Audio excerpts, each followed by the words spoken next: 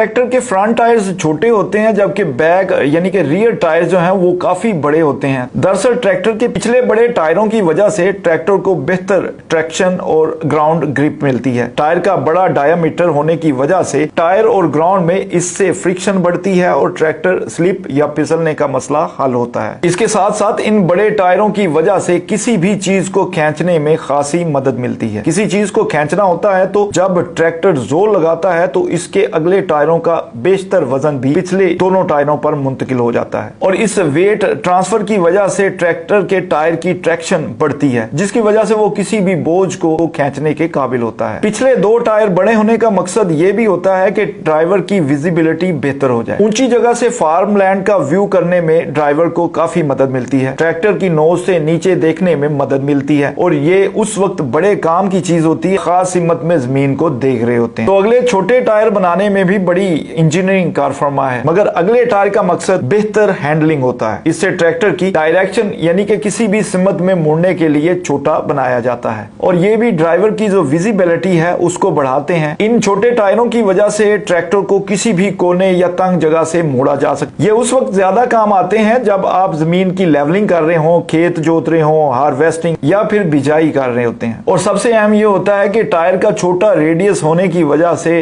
tractor का control